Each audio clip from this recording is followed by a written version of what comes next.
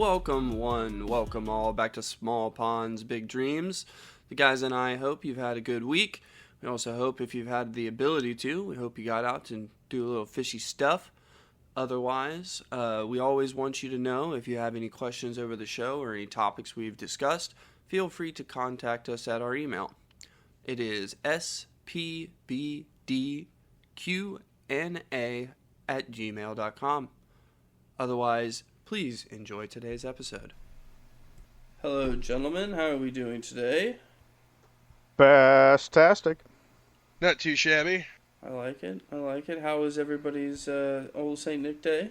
Oh, it was not bad. Spent time with the family, all the normal good stuff, little Christmas dinner, and off to bed early. Nice. Never a bad time getting a little extra shut-eye. What about you, Kyle?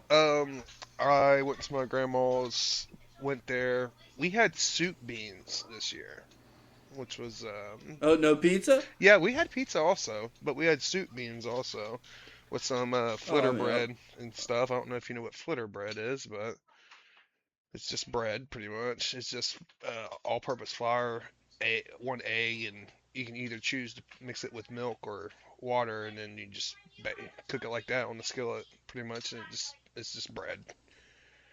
But yeah, that was pretty decent. Yeah, I love me some flitter bread, dude. It's so good with some beans. But then I had to go to my girlfriend's, or I should say almost damn near wife now, even though we're not married. Been together for 12 years. But went to her family's, and we had a full course spread dinner. Fucking ham, like another Thanksgiving pretty much. It was pretty fucking nice. I came home, ate there, and then had another plate watching Stranger Things. Nice. It sounds like a good time. Oh, it was fantastic. Yeah, I had the 3 Christmas shuffle, so I successfully completed that by 9 o'clock. I feel pretty accomplished. I did not watch Stranger Things last night, so I'll watch that today. But yeah, other than that, typical Christmas, just seeing family, having a good time, eating food, a lot of food. Why is it that we always eat a shit ton of food on the holidays?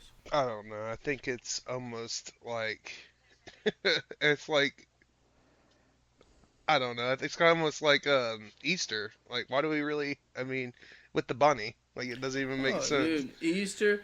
I mean, I know it's for Jesus, but I mean everything, man. We just like chow down. I don't know. I think it's weird. it is. It is. I mean, I know it's about Jesus and stuff, but I mean, like, what's the point even having the bunny? It's like almost like the same thing with Christmas. Why have dinner again when we just had a big old feast? Right. You just had one a month ago. Why do we gotta have a big feast again? I mean, this is why Americans are obese. Possibly. Because I'm at least taking a plate or two home each house. I don't care where I'm at. I'm taking at least. Yeah, but like I'm getting like that's my dinner tonight. It's leftovers. Yeah, 100%. I'm not hating on the meals. They were all delicious. But it's just like, man, I feel like it's kind of crazy. I feel like we should spread Thanksgiving and Christmas out further apart. Right. Or humans should come with 2 stomachs, and then one of them is just a holiday stomach. You only use that stomach on the holidays. I mean, you could just not eat. True. No, That's un-American. That's not an option. Nope. You get there and you tell yourself, you're like, I'm not eating anything here. And then you start smelling all the good smells, and you see all the good food, and you're like, oh, shit. All right. Now you can squeeze a couple more inches on the belt. We got this. So, I don't know. All in all, good. So, now we're on to the new year. Are you guys excited for the new year? Oh yeah, it's got to be better than this year. Although this fishing year was really good, so next year can just only go up, right? Right. We're looking to level up. It's like Supra. It's like a whole other level above Super. So we're hoping that's what 2026 is. But I guess before we get into a little more of this week's episode, I think this week we're going to go over this year and looking into next year. I think that's the best way to do it, since this will drop the week of New Year's. We have a little fishy recap. Is there any fishy recap? Did you guys get any lures for Christmas? Any fishy gifts? Nothing really outside of our exchange. Okay. Okay. Kyle? Yeah, I got a tent. Uh, I know that we were talking about ice fishing, so I know that you have an old tent. So I was wondering if I just gave you like this tent and you used your old tent. I mean, it's a brand new tent. It's I can't remember what brand it is. Coleman Sundome. It's got another top on top of it. It's pretty nice. Um, Nice. I was thinking maybe, cut a hole in the bottom of your old one and maybe do some ice fishing. If the weather permits it. If it happens. You're right, if the weather permits. Yeah, I mean, you say that, and it's currently 59 I know that right now. I know that. So you know that But like, it winter, seems impossible. But winter really don't hit here until really end of February. January. I would say almost near the. Nah, it's like mid-January, beginning of I say February. when it's full-blown winter, typically it's when in the end of February. Yeah, I mean, March, April time is when we're starting getting into spring. Right. Can we just teleport to then? I know, it's only a couple months away. Give me the ending to Stranger Things and then teleport. Are you ready? I'll tell what? you from the last 3. What? No, the last 3 episodes of Stranger Things. Oh, I mean, James is not, I so know, that's why I was wouldn't- trying to wait for James to say something. James is like, no. I was waiting for him to not jump the really. gun. Is he still watching it? Right while recording the podcast, like he's just got going on the side. Like, Got it oh, on my dude, background on my nothing. TV. No one will never know. No, man, I'm fine. I'm here. Honestly, He just I starts wouldn't blame calling you. us, like, He's random just reading it on the screen. Subtitles. subtitles. No, I was just wishing I was a bear so I could hibernate through winter and wake up and go fishing. Yeah, I really didn't know where you were gonna go with that when you first started. When you first started, you're like, I wish I was a bear, and it's like, oh god, where are we going with this? Oh jeez. I was like, what kind of bear? The hibernation makes more sense now. Oh. But yeah, that'd be nice. That'd be an enjoyable time. I did get a couple lures. My wife got me. I got the. Oh, what is it called? The Shadatron. The By Transformer? Z-Man. No. You'd think by the name. That's that. Before the Swag LT came out, the oh man, Z-Man's line through swim bait with like the wedge tail. It's like 6 inches long, made out of elastomer or whatever. I got that. So it's a line through. My first line through bait. I've never tried one before, so that was interesting. And then my wife also got me in our gift exchange on my mom's side of the family. So I just got like a bunch of G-Crack baits. But other than that, I didn't really get anything fishing related. I didn't get a tent, unfortunately, because then we could all had our own tents. Right. That'd been nice. That would have been nice. But as far as fishing goes, we have had some warmer weather here in Ohio. We did have some snow, and me and James got out and fished that day in the snow, and we ended up having a pretty good time. You didn't catch anything that day, did you, James? I caught one Nope, small you did. guy. It wasn't even worth measuring. That's right. He That's was a little that's right. small guy. But That's I did right. catch in a snowstorm, so I'm going to take that. Yeah. All pitched from that episode, which was it the Christmas episode? I can't remember, but one of the episodes recently we talked about going and trying to catch fish in the snow. It was the tier episode Ah, correct. because the weekend before that I'd caught my PB in that same spot in the 30-degree weather. Yeah, and I'd caught my PB that weekend as well. Yep. And then I turned around and caught my PB again the weekend me and you went in the snow. It's a monster. Got me a nice new 19-inch smallie that had to have weighed 3 pounds. That thing was massive. Mm-hmm. Great fight, great time. Also on the last cast, made it even better. It was super cold.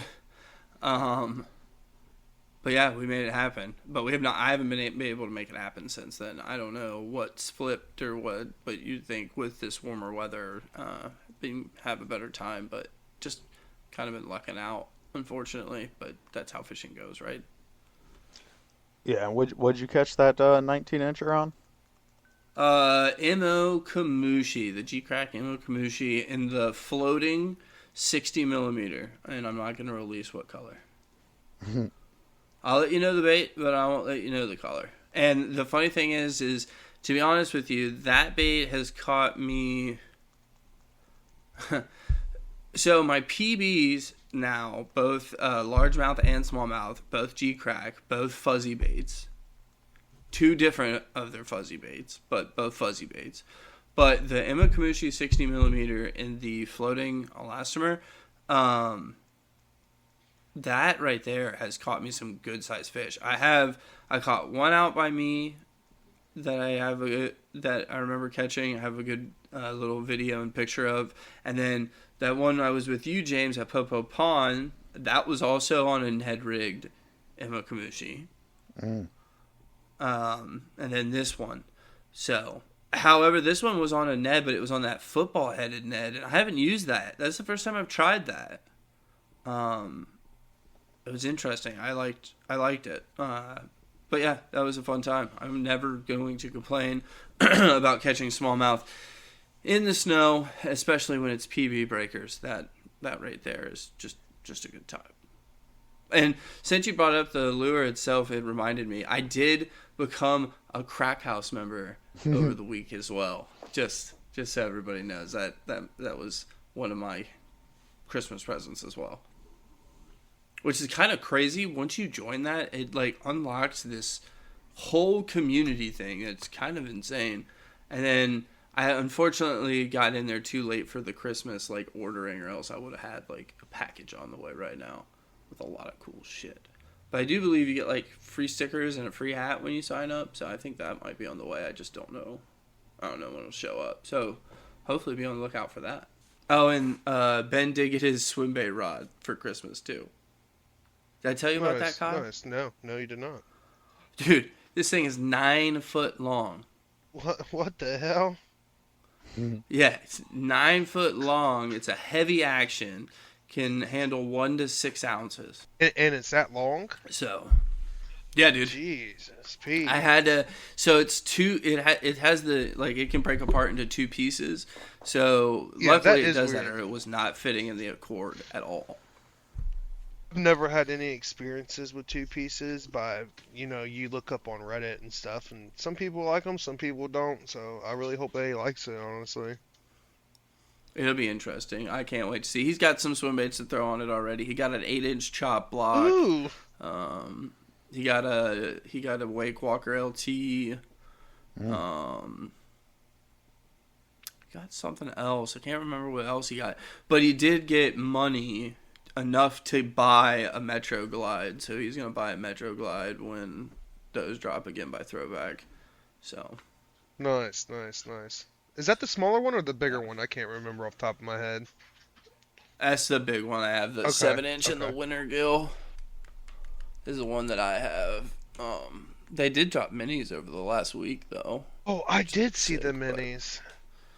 Yeah, they look pretty sick, but I didn't Not look buy at the one. colors. I didn't even look at the colors, honestly. I've seen them, but I didn't look at the colors. Pink bubblegum and greenback greenback shad, I think, is the ones. See, them would be pretty sweet, but them for like more of like a, I don't know, like a ultra light rod or something. I mean, something smaller. I mean, of course you could probably throw it on whatever, but would you feel would it be better to use a smaller rod?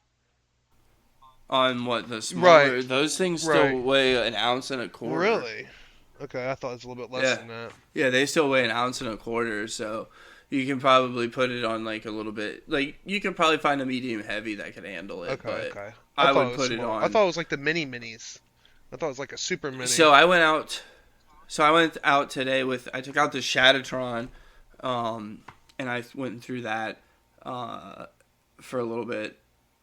That was kind of cool, but then I threw out a Bellows Gill on the 5.8, which was kind of nice because it being heavier, I was just using like a weightless hook, and man, on that new swim bait rod, you can still get a lot of like feel out of it. I was kind of surprised how much sensitivity it still had. Oh, also, Kyle, I rigged up your DC swim bait I finally found the right hook.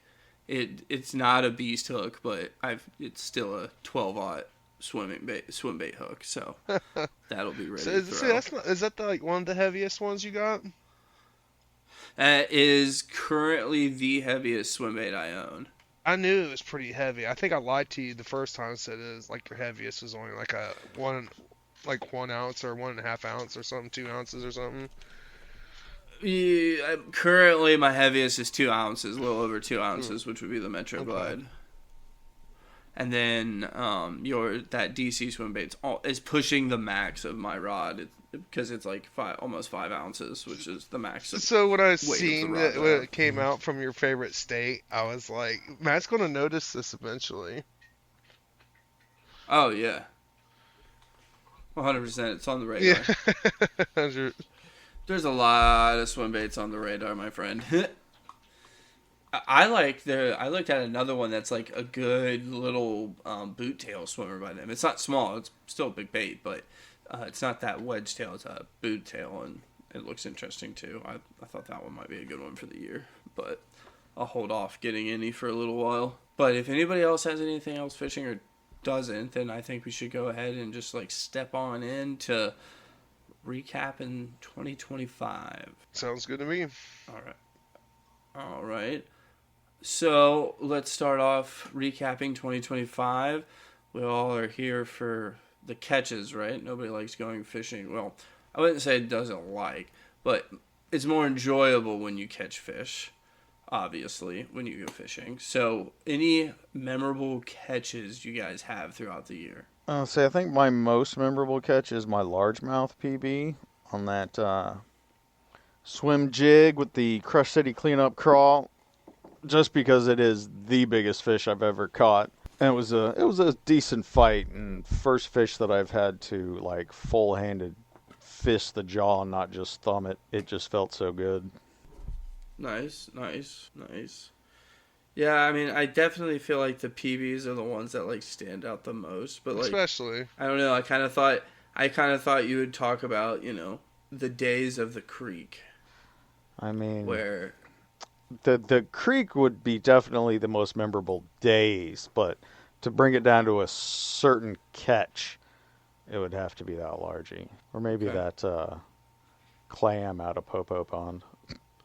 Oh, dude, I still can't believe you got that. Okay, no, that was wild when you guys told me. Is that your most memorable like bycatch? Yeah, I think so. The best bycatch of the year. I'm giving my bycatch to the crappie this year that I caught out of Van Wert. That one was unexpected. That was an unexpected one. I also had forgotten that Ben, until I was looking through my log, that Ben was with us that day. Oh yeah. Yeah, I remember. I made him go with us, made him get up early and go with us, and he didn't catch anything. Yeah. He just watched us catch fish. It happens sometimes. Yeah. Oh, dude, it happens. It just happens. What about you, Kyle? Probably with my son at Popo. You was there with us, and but then you left, and you let me borrow your bellows gill, and for some reason I was using the lure wrong. I was cranking it like a swim bait, and when I was technically supposed to, what you told me was to drop it on the ground and pop it, kind of like a Nico a little bit, right? And then I caught it with me swimming it. I was just ripping it in, dude. I was like, my son was asking me something, and I was just ripping it in, dude. Next thing you know, it said snatch, and that was probably one of the best ones I had up close because I seen him biting it. It was damn near top water, and it was my first time using that lure, also, which would probably be one of my favorite new baits, I guess, this year. And yeah, I just enjoyed myself. I mean, I had a great time with it, and my son was like, whoa, and I was like, whoa, too. So, and I had other people coming up to me, asking me what I was using. I was also talking about our podcast to them people as well. I was trying to get her name out there and stuff. But yeah, I had a great time. That's probably most memorable because I had people coming up to me also asking me like, "What are you using?" And I'm like, "I really don't know myself. I had to look it up again real quick." Yeah, I mean, I'm glad you got something on that. That always love spreading the Right. G-Crack I love. mean, even if I was using it Especially with the wrong, bellows gill. I mean, a catch is a catch. I'm still kind of a firm believer that you can't make any wrong adjustments or retrieves with lures, but especially with soft plastics. I mean, you can mix it up a lot, and you can get different kind of reaction strikes and things of that nature. So I don't think that was a bad one. I don't know if I can break it down to a catch because my PB largely this year was a fun one. I was like literally all by myself right after work. I hadn't been at the pond long. I was throwing what was I throwing? Q-bomb. And I mean, I think I casted. I stood there. I hit my vape. I checked my phone, and then doomp, and it was on from there. The excitement was insane. I was juiced, as everyone saw in the video I showed everyone where I'm shaking like a leaf. So that one was a great one. I mean, it was a great time. But I don't know, man. There's just something about that Smalley PB in the snow that I think it's kind of, and on top of it in the river, and how lucky I think I am because I don't think we've found a juicy river spot. I think we've found somewhere we can catch them if they're there, but I don't think they stay there. They might stay there better during, obviously spring and summer, but. So that and the snow and how cold it was and on the bait, how legendary that bait's been for me. Like that bait has been great for me this year. So it's really hard to break it down to one. So I'm just going to give it to both of those. I think the smallmouth wins a little bit more. Just a little bit. And being the last cast, come on now. This time you didn't even have to call that out makes it even how long I better. was going to drag it. Yeah, it was just like that last Saturday before. I mean, I looked at James because it was cold and like we were getting to the point where we were like done, dude. And I looked at him, I was like, all right, man, I'm just gonna cast one more time. like we all have done. Yeah, yeah, like 1,000 times, and it's never worked before. But for 2 Saturdays in a row in the middle of the winter, it worked. So, yeah, I'll take it. Right, son. So, the fishing gods were I looking guess- down upon you. What's your memorable days then? Are your more memorable days or the more enjoyable days of the fishing year been the creeks? Oh, for sure. Because I have... So I know we're going to talk about my list a lot through this, but I wanted to have it up so I can have points of references to things. So the first time me and you fished the creek that we mainly fished this year was July. Well, I can't remember correctly. Help jog my memory. Did we fish that creek together for the first time, or did I fish it before you? We fished it together for the first time. You fished Okay. another creek before then. Correct, because I fished Holes Creek I fished Holes Creek first time in June. June 12th was the first time I fished it. Then I took you Mm-hmm. to the same creek, and we fished it on the 22nd of June. And I didn't catch anything. Correct. The first appearance of Dino Creek, you know what I mean when I say that? Oh, yeah. The first appearance of that is July 6th, 2 days after 4th of July. Mm-hmm. Which, by the way, I do have catches on the 4th of July at Park. So me and you fished that day too.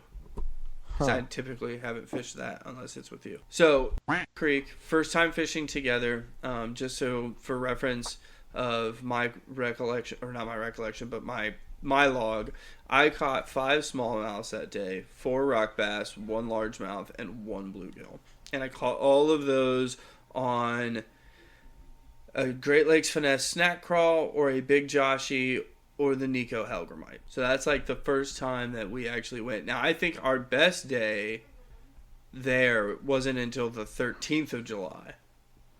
At least for me. That was my best day, and I think it was your best day too, because I think that was the day that you remember the turn.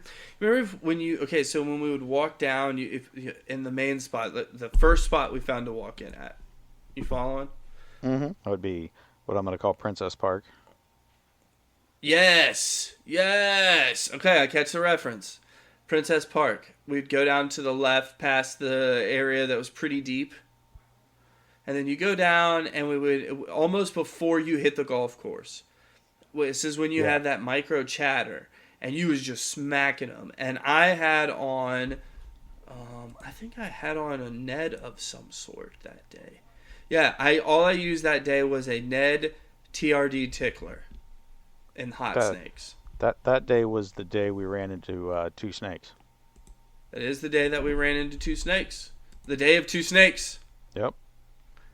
But also, that was the day that we sat in that one spot and just jacked them for maybe an hour. Yeah. And so I was using, as you said, that micro chatter with a mooch minnow on it. It might have been the day of the beautiful Smalley as well, because I caught that on a TRD tickler this year. So yeah, those were great days. I also think there was some really fun days we had at this year. Or what are we calling that one? Quad Park. Quad Park. There you go. You know how to bleep now. We're good. Some good on the spot jobs, guys. Yeah, dude. I think. Hey, last podcast, I think you did a good job. I think you did good. So yes, Quad Park. We had some great days there, some really stellar days. Which is crazy that we've never found that place until this year. Yeah, totally. Super crazy. Especially how many times we have scoured the area we live in. And it's not far from where we live. No. So, that was really cool. It does hold my most memorable catch of the year and my most memorable upset of the year. Oh, shit. You want to go into most memorable upsets? Yep, mine was at Quad Park. I had Tell me on about it. Actually, crazily enough, same setup as my PB. This happened before my PB. I had a swim jig with a crawl on it. Was enticing this fish for so long he did not want to eat, but he finally ate it. He turned, my line snapped at the hook right away. He just turned and snapped my line and swam off with it. Yep, I remember. He was a good size. He was good size, probably about the same as my PB. Might have been a little bit bigger, because I mean, obviously every fish looks bigger in the water, but I don't know. We obviously will never know. But I totally forgot that it was before you caught your BB that happened. Yeah, I lost a swim jig on that, and I can't remember what swim jig that was now. That's right, because I was like, oh my gosh, James is going through an absolute roller coaster of emotion here today. Well, I didn't catch my PB that same day because after I snapped off, I was done for that day. Yeah, I remember. Hey man, that happens. Yeah. That almost happened when me and you went fishing at the river. We weren't catching. I snapped off a few times. I was like, I'm ready to go. I'm ready to go. Kyle, you got any upsets this year? How upset were you? How butthurt did the fish make you? Let's just say, I hope I'm saying it right, Van Worth, when we drove out there and then didn't catch shit. I mean, I kind of had a feeling that was going to be Kyle's. Honestly, that was probably the only time I ever went out like that and never caught anything. I mean, I wasn't upset as that we know somebody in here. But I was upset, but I wasn't as upset, I guess. It could have been worse, I guess. I could have just threw my shit in the reservoir and just called it a day. Probably all should have that day. Not all of us. No, I mean, like I said, if we had to eat, James provided. True. I know somebody had a good day. Someone had a good day. Someone provided. Some of us have to have good days. For all of us to have bad days. It's all good. Well, at least the driver got to catch something. I mean, that's the main thing. It's worth for the driver. Sounds like I'm driving next time.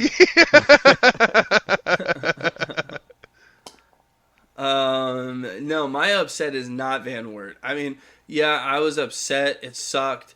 It always sucks to go on a great long drive and not get what you came Dude, for. it was still a but nice day. It was nice to be still outside with the hanging out boys, with right? the boys, Right. yeah. I mean, but it was So most that wasn't that memorable bad. upset for not catching fish, I guess. We'll say that. My most memorable upset. I don't think Was it- anybody. Was it at Popo? Yeah, I was not saying. I don't think anybody's gonna find this to be shocking at all. But it did take place in Popo Pond, and that would be the fish story I have told before, and the loss of what probably would have smashed my PB, and what keeps me going back to that pond, even though it is the freaking. I mean, it's what. I mean, could we say it's the local like shithole? I guess there's other ponds that are worse, but it gets fished heavily. And I just really never thought a fish of that caliber was in there. I mean, I've heard from other people, especially a podcaster, but I'm just saying that upset seeing that, and I mean, I got bloodied up. Oh yeah, it was a bad time. So yeah, that one for me was my biggest upset. And then I think right next to it, honestly, I don't know.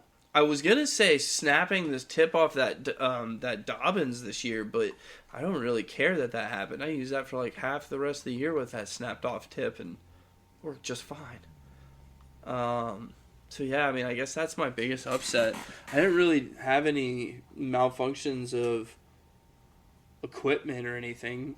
So, I mean, I got a reel that's down right now, but that's probably my own fault. Well, you had that smaller you lost to the ice. Yeah, but I think like that's only in our minds right now because it's so recent. Yeah. But because I had many of fish catches that I lost this year, that were potential heartbreaks. I guess my other one is watching my kid lose his. I don't know if you remember me telling you about that, James, but when we were at Yankee and Yankee Doodle Dandy, and we were there fishing as per usual, and Ben was throwing a swim jig, and he got one on, and it came to the surface and spit him, and that sucker was good sized, and seeing like the depression just hit Ben in his face, it's not great. I was like, I know how you feel, buddy. I know how you feel. Been there. So I think that's another one that I'll remember. But since we've been sitting here talking about depressing stuff, let's talk about something more useful and enlightening. So what were your guys' favorite, maybe techniques? And let's also throw in favorite baits / bait companies if you wanted to for the year. I know Kyle might not have much answers to those, but comes to mind pretty easy for me just because this is the year I tried out the soft plastic jerk for the first time.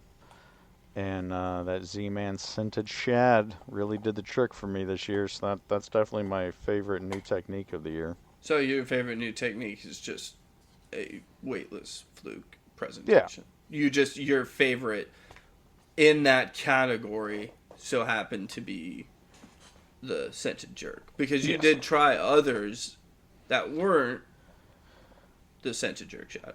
Yes, right? I was trying to think of. I mean, actually, I've not thrown the freeloader yet as a weightless presentation. I've used it as a trailer, but I think the scented jerk might actually be. No, I threw the Zoom a little bit because I have a few Zoom Super Fluke packs, and I threw it a few times. Okay. So your favorite was the weightless fluke presentation, and your favorite bait for that presentation was the scented jerk shad. Now, is the scented jerk shad also your favorite bait of the year?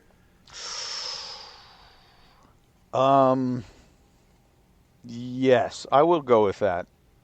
Yes, slight runner-up probably would be the Evo chatter, because I think this year was the first year I used the Evo. Okay. Kyle? I would have to say for, technique on something new, I guess for me would probably have to be also the jerk. James showed me how to use that, the jerk bait. That was actually pretty neat to learn. The spook was also kind of neat to learn too a little bit. I didn't get to play with that one a lot, but now I got some jerk baits now. I can actually, practice with them more this year, but that was probably my most favorite new technique of the year, I would say. And for the combos, I don't know. I mean, I still like my I think it's my bait caster. Yeah, it had to be my bait caster because I've been also liking the Bellows Gill too. Like I said, I caught that with over at Popo. Um, the SZX. Uh, yeah, on my Definity. I would have to say that one was probably my favorite this year. I threw it more this year, I think. Nice, nice. Yeah, I hadn't alluded to the combo one yet. I forgot about that one on our list. I guess we could have put that in there as well. So is the Bellows Gill your favorite bait then of the year? Probably, yeah. Because I've already got bit on it 3 times, and I've used it 3 times, and honestly, this year I've only had maybe 6 fish. It was a pretty shitty year this year. I didn't go out a lot this year, but that's going. I was gonna say you didn't really go out a lot. That's why one of our podcast episode ideas was called "Get Kyle Out." Right. So I definitely going to be getting out more. I mean, I need to for my sake. Yeah, you do. You gotta get out, man. We out here catching them. I in the know. winter. So for next year, I really want to catch a smallmouth. I think that's going to be my favorite goal for, what I mean, for this adventure for next year. Right. That's your 2026 fishing goal. Correct. You would say. Okay. I like that. Hey, that was one of my fishing goals this year. Because me and James, seriously, well, I guess, I don't know if you could call it seriously, because, we tried to fish some rivers and then gave up and never even really thought about going to creeks or anything. So, I can't really say we were successfully hunting for smallmouth for years, and then this year kind of fell into place, but I think this year the focus became a lot more of trying to find, somewhere we can catch some smallies, and I'm glad that we were successful this year. A little more successful than I thought, and we'll go over that in the log here in a little bit. But I want to say my favorite technique, hands down, no matter, I thought about this for a while. I'm sure James knows exactly what I'm going to say, but my favorite technique of the year was the Nico rig. It was super, super, super beneficial for me this year. I mean, that thing caught me on the hardest of days, and even on the days when I was throwing anything else that I wanted to and was catching, I could still throw the Nico rig and have an absolute blast. It's also a great beginner friendly rig, and it's also really versatile with a lot of different covers and structure. So that one was super beneficial, even to the point where I tried to get Kyle into it. I tried to get James into it.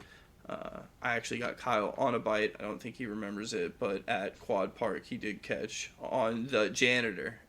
It was a Nico rig janitor. Yeah, that's pretty nice too, because it kind of reminds me of a Ned when I first seen it. I was like, that's kind of a Ned. That's exactly it. So my curiosity was piqued by the Nico rig because if you ask James, one of our favorite lures in the beginning, we've said this millions of times, was the Ned rig. It was our confidence bait. But the problem we kept running into is a lot of ponds we like to fish had a lot of grassy, scummy bottom. And you can't really drag a Nico rig around in it. So when I saw not a Nico rig, a Ned rig. But when I saw a Nico rig, I was like, the hook is like a quarter to a halfway up the plastic. It's not really being dragged on the bottom. It's going to be up out of everything, out of the way of everything. And that's where I first was intrigued by the rig. Once I started catching on it, my curiosity was piqued because the fact that no matter what it seemed like no matter what situation I saw a bass in, if I presented a Nico rig, it almost always got bit. It just always kind of depended on the size of the bait, whether or not it was an aggressive bite or if they were kind of, mouthing it or slow roll into it. But it still got bit. And it, like I said, it produced on days that I really didn't think I would get anything or was having a hard time catching anything else otherwise, or even anybody else catch anything. My favorite, actual bait is kind of hard because it really boils down to two for me. So it's really hard to pick. Oh, man. It's like picking who's your favorite child. Because, and I'll tell you, one of them is the Bellows Gill. And Kyle already mentioned it. And for me, I'm going to let that be Kyle's. But I'm going to add on to it just a little bit. And all I'm going to say is that bait is one of the most versatile baits you can have in your arsenal. You can Nico rig it, you can weightless it, you can free rig it, you can get a beast hook and belly weight it. Kyle's got bit swimming it. I like to slow retrieve with hops on the bottom. I mean, it is just super versatile. And I know it's like a bluegill profile, but it even gets bit areas that don't really have much bluegill, like the rivers. I caught a smallmouth on it already. So In the river? Nice. I didn't even know that. Yeah. So that thing's crazy good, to the point where I have the huge version of it, and I can't wait to see if I can't pull me in something large with it. But it really boils down to me.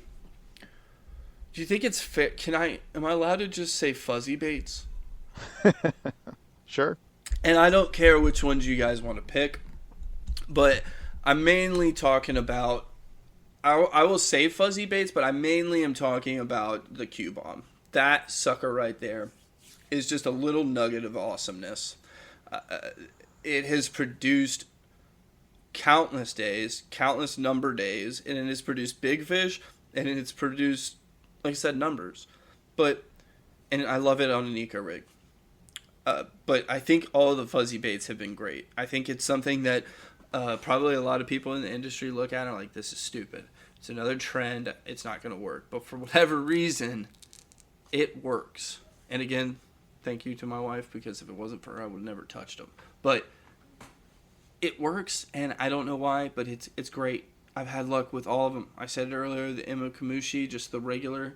And then, of course, the Imo Kamushi Q-Bomb, both of those great. The Tumbleweed was great as well. I'm sure there's other ones out there that are going to be good as well. But that stuff was the bee's knees this year, and I loved it. Which means you would think that my favorite combo would be a spinning combo, because that's what I was throwing my Nico rig on. But in actuality, I give my favorite combo to the Baitcaster setup that I had this year. That was my go-to. That Fenwick medium heavy, I think it's a 7.4. And then it was my Shimano Corrado DC powerhouse. Just a powerhouse. Sensitivity on the rod's amazing. It holds up. The reel, it's battered and beaten, but then again, it hasn't been cleaned or maintained in probably 4 years, so we'll let it have some slack. Otherwise, it has performed amazing. I'm going to give it to that for my combo of the year. And that's about, that's about all that I had for my favorites, really. I guess company-wise, because I said you could say companies too. James, would you say Z-Man? Oh, for sure, Z-Man. Cool. I figured it, especially with you saying Jerk Shad, and I'm saying G-Crack. For sure. Something I'm so glad I stumbled into this year. Which is hilarious, because if you think about it, James, you're going to say, hey, you found it because of the homeless fisherman when you started watching all his videos. But if you think about it, last year or this year's Fishing Expo, I picked up a pack of Bellows Gills, and I just never pulled them out. So they were always there. They were just waiting to be unlocked. It's great. So, Kyle's goal is to catch a smallmouth next year. James, do you have any goals for next year? I mean, fish more, catch more, and shatter PBs. So, the goal that you have for every fishing year? Exactly. Got it. But I'll add on there. I want to travel more. I want to go out and hit areas further away, like we talked about, and most definitely want to try and hit Minnesota this year. The soda needs to be tackled by the 3-man podcasting crew for sure. I think that's something we could definitely try to orchestrate for this year. Even if it's just like a 4-day weekend. But also, I agree with you. I think I definitely want to explore more outside of like that little safe bubble I feel like we've been fishing in for the last couple of years. I really want to get into some sort of vessel next year. Whether that be a kayak, boat, whatever it may be. I just want to get into something to where I can start learning more about being on a body of water. I think that would be super interesting to start to learn, really start to tickle that itch of cracking the code more, and hopefully give us more opportunities to do exactly what James said. Catch more, shatter those PBs, except, we're in Ohio, so shattering PBs is kind of a stretch, but at least our PBs are still small. It's all relative. I mean, if you think about it, our PBs are still kind of small. We're spitballing about 4 pounds for my PB, about 3.5 for James's, somewhere around there. And then I think we have about the same size PB on the smallmouth. That smallmouth you caught the weekend before mine is pretty close. Yeah, he's probably about 2.5 pounds, maybe. Yeah, it was, 16? How long was it? 18? 17. 17? Okay, yeah, I'd say it was almost 2.5. I definitely had a 3 Youndy on. It was icy. Yeah, It was 2 whole nice. inches. It was a on good there. time. Oh, dude. Well, it's just a circle of life. Yeah, I think that's sick. I think we definitely get out more. You and especially Kyle, I think definitely should get out fish more next year. Which I think will happen. Will. I want to be buying me some more G-Crack stuff and Z-Man, because when you all were talking about brands, I was like, I couldn't even choose, honestly. I have been liking it. I've been wanting to try the fuzzy nugs also that I give to James this year. I just wanted to try some new stuff too. I never really even bought any Q-bombs neither, so I was probably going to pick up some of them. So I was going to try, I hope they come out with some different colors in the finesse version. The finesse version has shit colors, in my opinion. Sorry. No, you're good. I would like to see some more different colors also. Oh, and if you want to try the fuzzy nugs, I know a place you can at least get one. For free? Not even going to answer. For free. For free, too. For free. 100% for free. Not even going to indulge you, good sir. 100% for free. It's in the Chardeuse, too. It's definitely got some green on the bottom. It does. It really does. It really does. It might be a little hung up, but you can get it. Just wait for the water level to go down just a little bit more, and you should be able to just reach right out and grab it. A little bit more, and you can retrieve it. Does it Here's float? the funniest thing, Kyle. So, no, hold on. So, listen. On Christmas Eve, which was Wednesday. Oh. What? Before you go into this, I do want to remind the listeners that actually, no, we didn't do a report on this. This was on the one where you caught your PB in the snowstorm. I did lose 2 jerkbaits and a Ned trying to catch, and I caught 1 fish that day. Yeah, he did. But listen, do not fret, listeners, because James did get both of his jerkbaits back because I found them and I got them back for him. How did you like, find them? A couple days later. He was my hero. Dude. But listen, so what it was is we had that influx, we had that snow, and then we had some rain, and it all melted, and the river got high, and we fished, and James got stuck on like grass and crap that was where we were kind of standing beforehand. But on that note, Kyle, I did use the pocket knocker. We used it like 5 or 6 times and did retrieve lures. It did. It did? It did retrieve Oh, lures. dude. See, look, until that's it finally didn't, Until it and we didn't. lost the pocket knocker. well. I mean, Yeah. okay, but I mean, for one to get what? But it saved. We calculated it saved maybe 2 before it killed itself. But that could have been honestly, it could have been $100 lure if it really wanted to be. Yep. True. I mean, it could have been. Oh, that was also the day that I had one bite. I had one bite, and the thing absolutely annihilated my Zaza Ned to the point where we're not 100% sure it was a smallmouth. It may have been a saw guy because it was shredded. But anyway, yeah. So James lost his jerkbaits. The water went down when I went back, and I found them. They were like sitting right out in the water in the grass, and I just kind of like leaned over with my rod and got both of them out. But there's also his Ned that he lost is also stuck there, but I couldn't get it.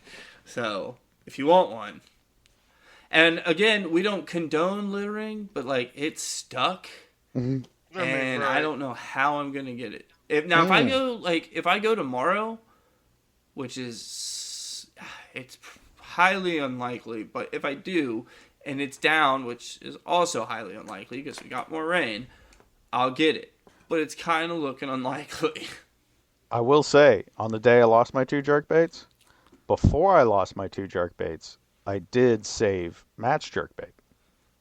Oh yeah, he did. That's right. I lost mine. Like after I first, man, we've had some events. Yeah. Crazy. Insane. So but we talked about going into the new year, same old rigmarole, but is there any techniques that you're driving into this year? Now I know you're gonna do more jerk shads, I know that, but is there anything else you're looking at that you're like, I'm intrigued, I want to see if this works for me, if I can add this to my tool chest, if I can add this to my weaponry arsenal? I will say it. I know you want me to say it, so I will say it because I will try it this year, and that is the drop shot. Oh snap! boy. I'm not saying that this time next year I'm not going to be sitting here going, all right, my least favorite technique of this year was the drop shot, but I will at least give it a shot this year. It's going to be, but that's okay. No, I think it's cool that you're giving that one a shot. I really do, because I would like to know. It's not that I don't think it won't work here. It's that I want to see really if it's a game changer, if you will. You know what I mean?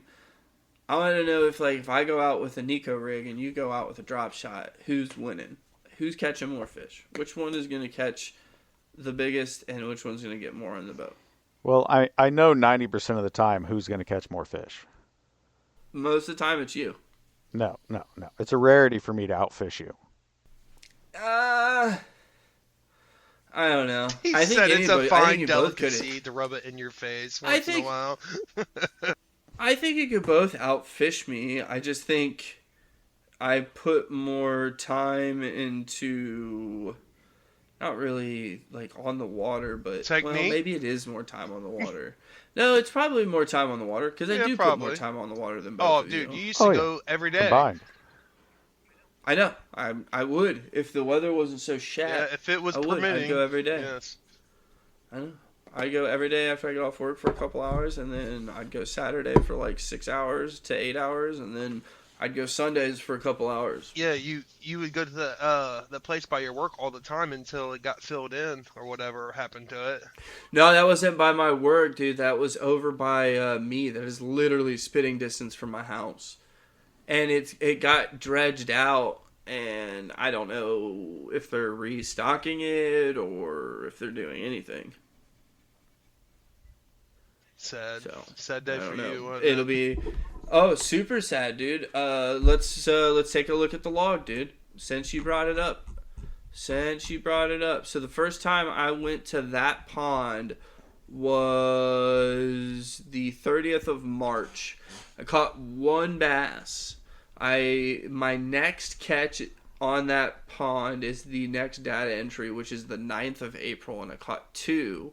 But then there's days you go in here and there's days that are Where are they? 4, 2,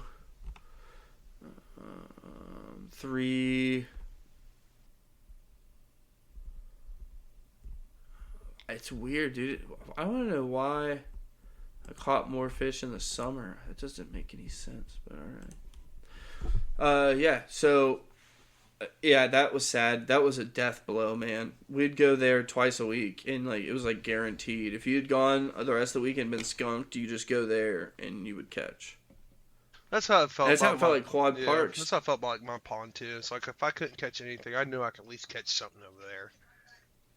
Yeah, but the problem with your pond is it's littered with dinks. I Just know. absolutely. Dude, littered honestly, with if I dinks. threw maybe two fatties in there, they'd eat the rest of them probably.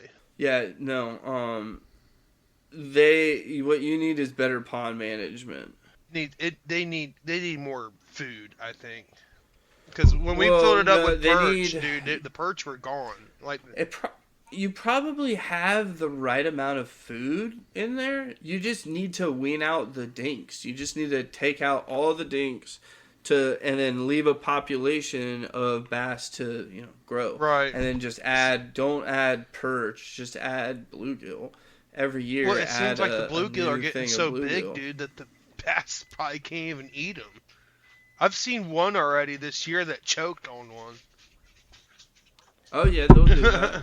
It'll happen. Well, then that just means that the bluegill are able to get fed more than the bass. You gotta quench their food chain enough to where they're not getting so big, but also not make it to I where don't you're. even know what really bluegill eat. Would they eat like worms and shit? Yeah, they eat microplankton. They eat, worms, bugs, other small fish. They love to eat fry, like bass fry. They'll eat the crap out of that stuff. Oh, okay. So, I mean, yeah.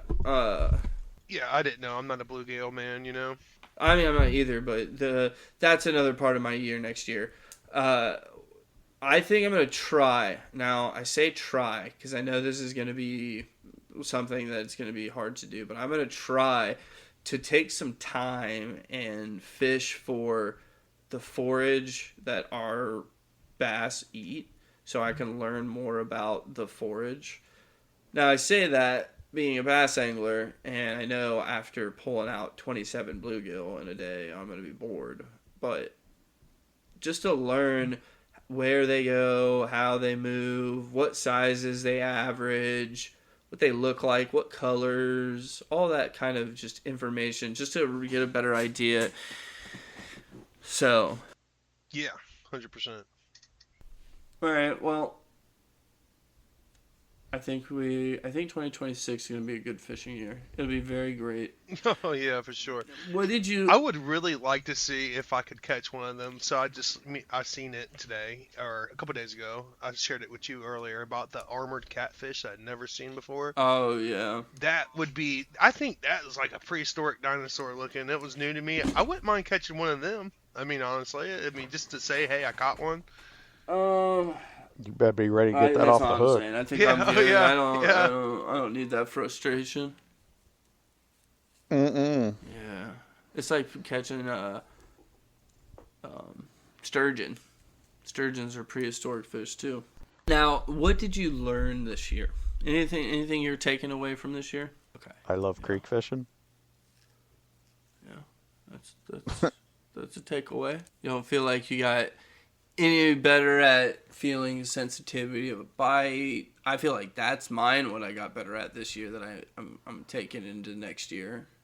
Oh, for sure. I mean, I had a lot more. I probably caught more fish this year than all my previous years combined. So I got a lot more experience handling fish, feeling that bite. I think that's all the of one that, thing definitely. that I got a real good feel for this year is feeling bite, knowing the differences between structure,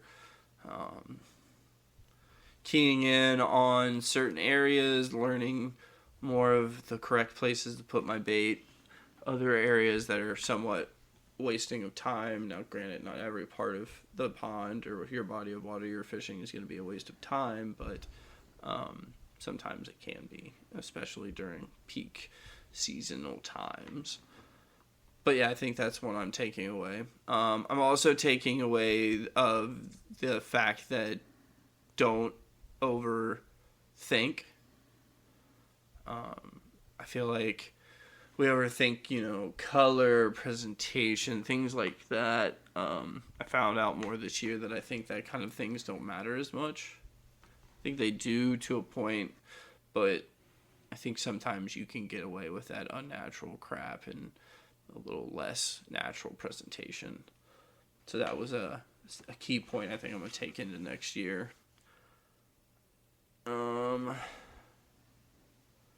Well, also, like you've said before, learned a lot in creek fishing on where to target and how to fish a creek that we are going to take into next year. Yeah, and I think that's going to be key. And I don't think fishing. we've really used that knowledge yet. This year we've kind of done straight up like what we would have done at the beginning of pond fishing on the river, which is funny. We only fished the river so far in the month of December, but we tend to just cast out to the middle and kind of go with the flow, and we're not really eddy searching and hitting your structures on the edges and things of that nature. So we haven't really even, I think, touched. I mean, kinda, sorta. I mean, if there is a bridge, I mean, of course we're going to hit one of the pillars or holding up the bridge or whatever. Yeah, but I mean, even on the river, we haven't done that much yet. I mean, me Not and James much. have only fished the river the few times that we've gone out this winter. So it's still fresh, but I agree with James. All the time trudging through the creeks, we were learning more and more of information that we can put into the river, which I think we'll put a lot more time into this year. Right, you was coming pretty year. much experimenting what you could do and use on the river for next year. Kinda. I think we were more of finding what areas fish stay in, where they're gonna be at. Because I know, essentially, yes, the same lures and whatnot we were using and techniques we were using we'll be able to use in the rivers, but I think the more key thing was identifying eddies, identifying water flow, identifying riffles, identifying deeper water, identifying structure, things like that, which is really going to be helpful on the river, which is something, like I said, we just haven't done yet. When fishing from the bank, it's very restricting to do those types of things. But yeah, I'm excited. Next year's going to be fun. It'll be a year of surprises, hopefully. PB breaks. New techniques. You know what new technique I'm going into next year? Swim baits, baby. No, I thought you hated swim baits. Swim baits. Right. Oh, never even mentioned them before. shit. I Yeah, haven't it's gonna heard be anything interesting. before from Throwback or any other places that you've been using. I don't even know what that means. Yeah, that's mine. I can't wait. That'll be interesting. It'll be very, very interesting to me to see how our fish react to that, to those types of presentations. I think it'll be cool. Be cool. You know, Yep. talking new things in next year, Kyle mentioned some baits he's looking to pick up and buy for next year, purchasing wise. I know next year, no surprise to anybody, I may have mentioned it once or twice, but my purchase for next year I plan is a BFS combo. What are you looking to buy next year, Matt? Well, I got my swim bait rod already. I've thought about the BFS as well. I also we talked combo. I think we've talked to it before. I talked about wanting to get the X Pride and have like a combo dedicated to the Nico rig. I don't know. I go back and forth on things. I know one thing. I definitely want to get a new reel, a new bait caster reel for the swim bait combo. But I don't know if there's going to be any rod purchases just I think yet I'm for going to next have year. to make a rod purchase. I just don't. I don't know that. though. The homeless fisherman's rods drop in like 30 days, so I might have to get one of those.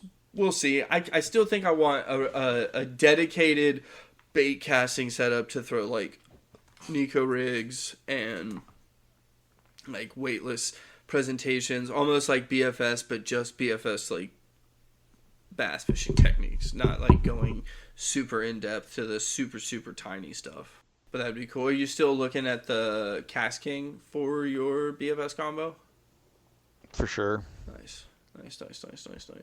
Yeah, I don't know. I'll go back and forth. I'm thinking about it. We'll see. We'll see what ends up happening. I've also thought about diving into vessel purchasing, like buying like a cheap $800 kayak and getting into that for the Is there river. a weight limit for that? Probably. It's called You're Too Fat. Thanks, buddy. No, I mean, you every so kayak much. has a weight limit, but I'm sure it'll tell you before they buy it. Before you buy it. Right. I mean, shit, it'd have to be a pretty good sized kayak. You probably need a boat, honestly. To dream. The only thing I wanted to call out more about my log, I don't think I really want to call anything else out about it. I caught a good amount of fish this year, boys. The only thing I want to call out in numbers wise is I think I caught more smallies than I anticipated. I caught 44 smallmouth this year. I'm calling that awesome, especially with it being that I'd never caught any before.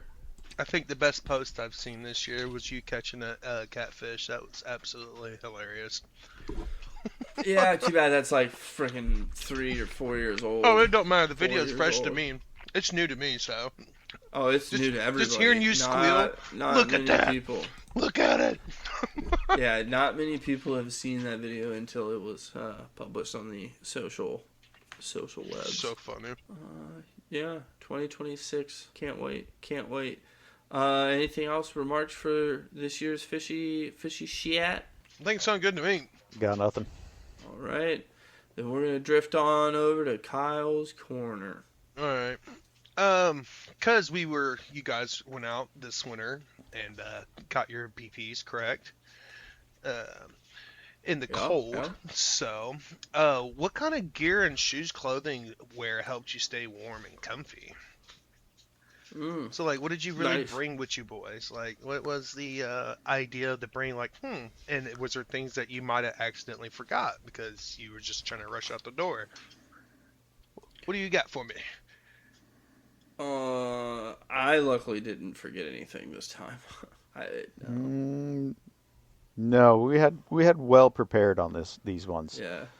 I do believe. Yeah. The biggest key for me was thick socks. Yep. The socks were key. I actually wore wool So socks and then heat socks. Have you guys been looking up for that alpaca socks? Yep, I got some in the mail. For sure. Actually. Oh, dude, I'm telling you, because I got a pair. They're amazing. Oh, I bet. I can't wait. Key items for me were the gloves. For sure. Hands, hate when the hands get cold. I start shutting down when my hands are cold. Like any so kind of that's- specialty gloves, like what? Like No, what's my the wife ones got that- these off Amazon. They're just they got like they're fingerless, but then they have like a little like glove cap that you can flip over your fingers and throw over your thumb that are magnetized to the back of it when you don't have them on. I typically don't put them on. When I'm out fishing, I just keep my fingers out. And then the other key item is hot hands. So I also keep hot hands with me the whole time. I keep typically a thing of hot hands in each hand the whole time I'm fishing, which can be a little cumbersome trying to hold a rod and hot hands, but I do it.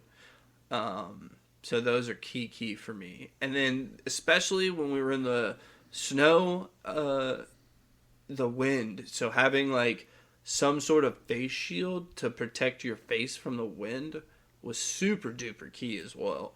Because, I mean, that wind would have just, it had taken you out. It was too like cold. a ski mask, or not a ski mask, but like Yeah, a it's shiesty kind of or like whatever that. you call them. James wore a gator, which I think is a great option. My wife bought me like a full like hooded thing that goes over your face and your head and all that. It was a great option, but I got a little hot in it. But Right. Well, it's better to stay warm than freezing, I guess. I'd yeah, rather be, yeah, 100%. especially in them And then conditions. And then, of course, thermals. We wore thermals, pants, jeans if you got them, sweaters, hoodies. Just layer up. I recommend sun shirts are a great base layer. Yeah. How many do layers did you thermal. have? Mm-hmm. Do your sun shirt. I think it was like three or four. I think we were pretty much we were warm, for predominantly the whole time, and then really once the snow really started kicking and the wind, we were like, all right, we've hit the point where you just couldn't warm up anymore. And I think that's where our mistake was, and our mistake was if we would have had some hot cocoa. I think if we would have had some hot cocoa to warm that inside up and give us back the ability to keep ourselves warm, I think we could have stayed out there longer. Ooh, so no hot drinks. You guys didn't bring no hot drinks. No, and we've called them out in the podcast before, so we definitely were slacking on that one. Yeah, I forgot that big tall glass of hot water. So you Yeah, did dude. forget something, didn't you? With the chocolate powder in it. Don't forget Right. the chocolate powder. That's the Right. key to the hot water. Also, when you were fighting that 19-incher and getting them back in the water, you got your hand drenched wet. Yeah, and as soon as I set we got it out, and it dude, that fish was pure muscle. It was even it did whatever it wanted to do. I got it out, and of course we were in a kind of a shock, and we're doing a bunch of stuff. So I'm putting it in and out of the water to keep it alive. We've measured it. We've done all our things, pictures, all that. I do a nice little revive in the water and get him to go off. It kicks off nice. And I look at James. I'm like, we got to bounce. My hands, I left my gloves on, and my gloves were soaked. So my hands were soaked. My gloves were soaked. And my hand turned I bet. dark red. And I was like, all right, man, we got to bounce. So did you guys do any lure changing out in that cold weather?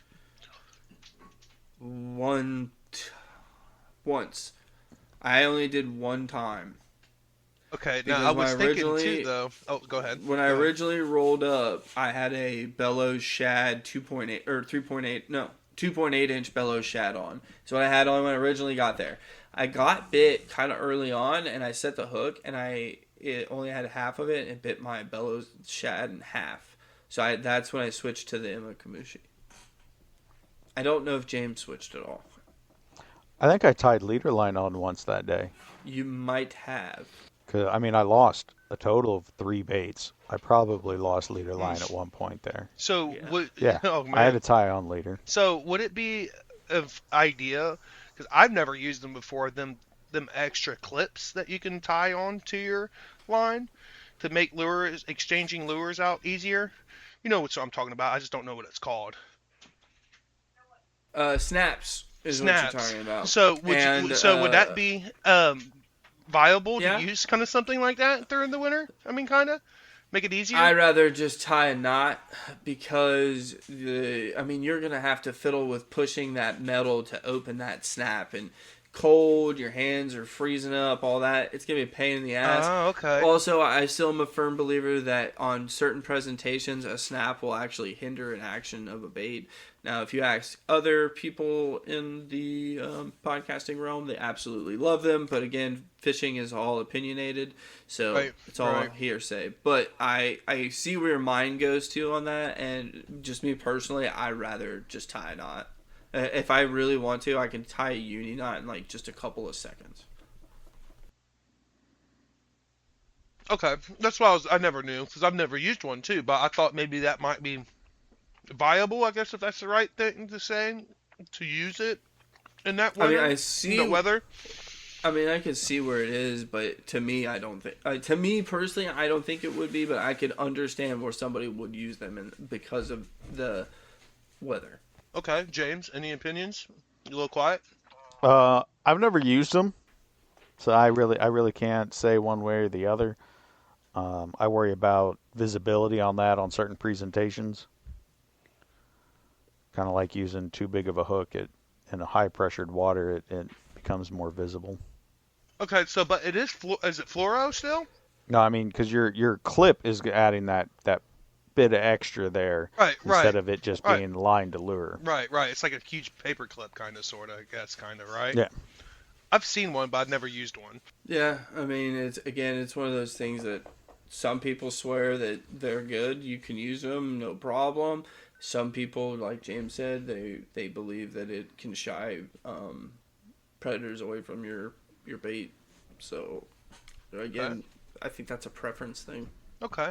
So anything else? Was you for you guys to keep warm? Like, was you guys wearing boots? You guys put the hand warmers inside your boots or shoes or whatever you guys were No using? hand warmers in the boots this time. The wool socks kept my feet warm at least. I did wear That's boots. nice. But yeah, no, just your typical weather gear. I think it was pretty all right. A All little right. a little scaled down from when we went ice fishing. Yeah, a little. Actually, I would say for me a little scaled up because I didn't have much when we went ice fishing. I froze my ass off when we went ice fishing. Oh, I had like 3 layers of socks on, 3 pairs of pants, probably 5 or 6 layers on my top when we went ice fishing. Yeah. Yeah, no, I Okay. didn't. I was real unprepared for the ice fishing event back in the day. Okay. So, do you ever modify your plastics? And if so, like which ones? So, we can just say like a jerk bait just says like you could. There is no instructions on how to, put a jerk bait on a hook or whatever, really, kind of, sort of. Is there? Is there an instructions way, like on the back of the box that tells you how to how to hook it up one way? No. No. Okay, so I'm just using this as a reference. Like if it did say to hook it through a EWG hook and use that, besides using the little finesse hook on the front to jerk it, you know what I mean? So is there anything that you do differently to modify your lures? Okay, we can even say that you're modifying it, putting like I got a saber. I've never used it before, but I could use it for my soft plastics if I wanted to. You know what I mean? To do designs or whatever I wanted to do with it, or make a hole or whatever. Is there any modifications that you guys do to your plastic? Like Matt, I know you put weights inside your little Q bomb. Is there anything else that you honestly modify to make yourself feel like you're getting the most action and versatility out of it? Mm, I can make a couple points on this. yeah, go ahead, James. I'll let you go first on this one.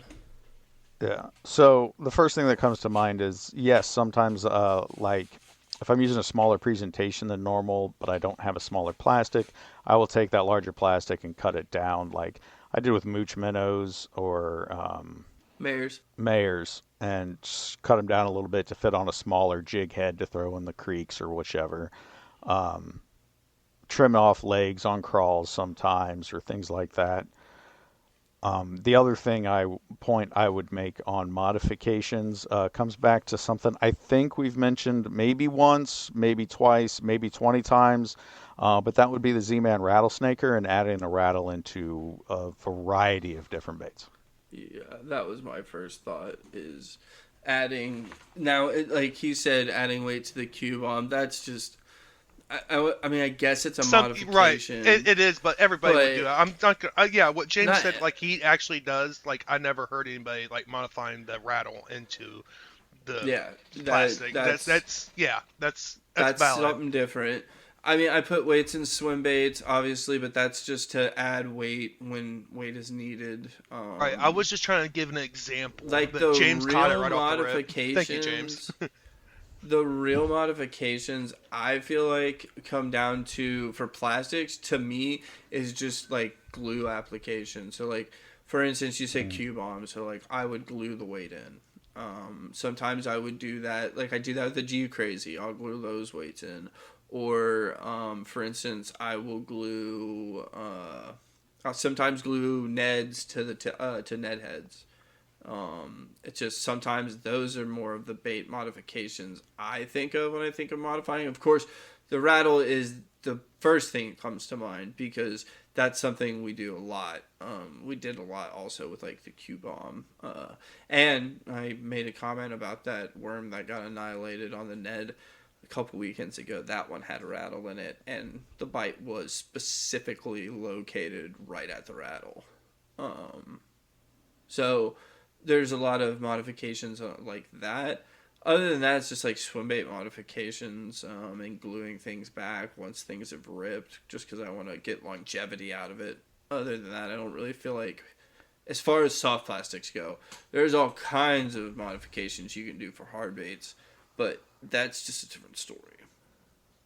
Okay. Yeah, I was gonna say it's not really soft plastics, but we've both modified like skirts on Jigs. swim jigs or Right, chatters. like cutting them and, down or whatever. Yeah. Cut the skirt Frogs. down. Yep, frog legs. Cut the skirt of the frogs down. We've done that. I've even gone as far as to like coloring, like chartreuse on things or red Okay. on things as well. But like I Or think a little big bass spray. big bass spray. Yeah, Did that's a you use the modification, spray? but that's a Did you use that modification spray? in the field. I'm pretty positive there was spray on my Imo Kamushi when I caught my PB. Nice. But I used some the last couple times I didn't catch anything. But no, like I said, hard baits is my thought of modification, like changing out your treble hooks, changing out your split rings, adding weight strips, taking suspend strips on, repainting, all kinds of different things on that. But yeah, I don't really do a shit ton of modifications of soft plastics. James is right though. Cutting down, that would be the biggest, like, especially in conventional fishing, like taking something that's 4 inches and you're like, oh, I really need it to be 3.5. So instead of buying a pack of 3.5s, if they offer it, you just cut that 1/2 inch off or bite it off, whatever you choose. I've done that 1,000 times for jigs. Okay. Oh yeah, back in the day, used to take like a speed worm and cut it down and put it on a Ned rig. Throw it on a Ned Yeah, rig. yeah, for And sure. then you've got like a little moving presentation or a popping. Do whatever you want with that one. That one was a fun one to use. But yeah. You got any Yep. more for us, Kyle? I do have one more, but it was kind of, eh. I was going to say what is the best rod length. That's really all I got because I've only used really about 6 foot rods. And what's the term used of having a longer rod besides a smaller one or shorter one, I should say. James, do you know the reason? Yeah, let me see if I can take a crack at this. Maybe. I know the reason. I mean, so I want to see if James does. I just want to see. So it all depends on what you're using it for, Right, with tactics right. as well. So some tactics will lend better to shorter rods to longer rods. Your longer rod's going to cast further. I feel like length is more of castability, whereas your action is more can be more technique based on how much action you have for different things like jerk baits. You're going to want more action to get more of a whip on that jerk on your slack line. Oh, okay. But I'll say typically they're around 7 foot a lot of the time. Right. 7 in foot my is experience. 7 foot's your happy zone. So how high do they go? Because I really don't know. They honestly. can get huge. I mean, they can go as big Well, as you want. I mean, in the bass fishing world, probably not as Right. huge. I mean, What would but be the then again, idea? Ben Howe has What would be the 9 ideal foot. like for you 7? got your 9-footer, 9. but Yeah. Jeez, Pete. What's ideal? 7 foot, 7'5", somewhere Right, between okay. there. Those are your ideals. And James is right. Length of rod, all it really determines is casting range. The shorter the rod, the less the range. The longer the rod, the longer the range. Other than that, it really is based upon technique. Most people like a shorter rod for a jerk bait because they're jerking towards the ground, so therefore the tip's not smacking into the ground or on the deck of their boat. And then, for instance, swim bait guys like longer rods to be able to get those baits further.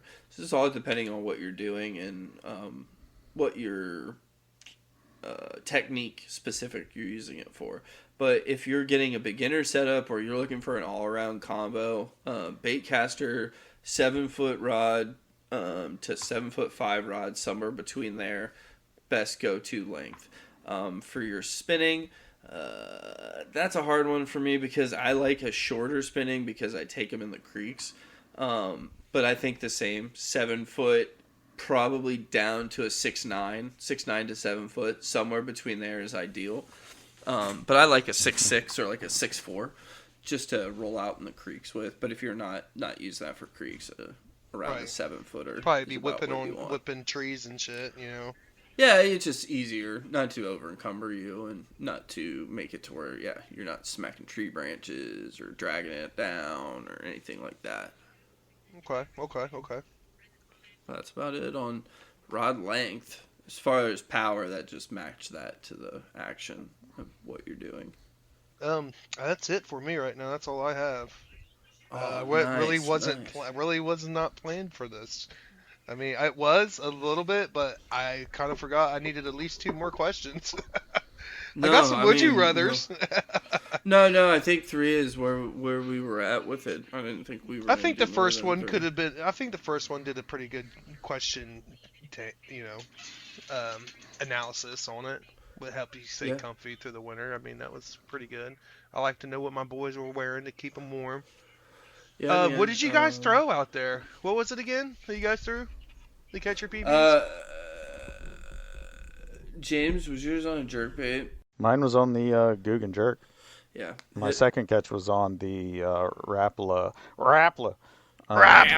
Husky 8. Yeah. Yeah, mine's on Emma Kamushi, G-Crack, Ned rigged. That's basically it, Kyle. We've just been throwing Ned rigs and jerkbaits, just because that's kind of what we've seen is the winter preferred baits or recommended baits. So far, so good. That's what I've been hearing. Everything usually in the winter, you guys want to. That's what I hear from other fishermen is swimming. Slow down to the bottom, change up to smaller size. Yeah, I've heard a bunch of stuff. Yeah, everybody plays their own game. You know what I mean? Yep, that's where I was at with it.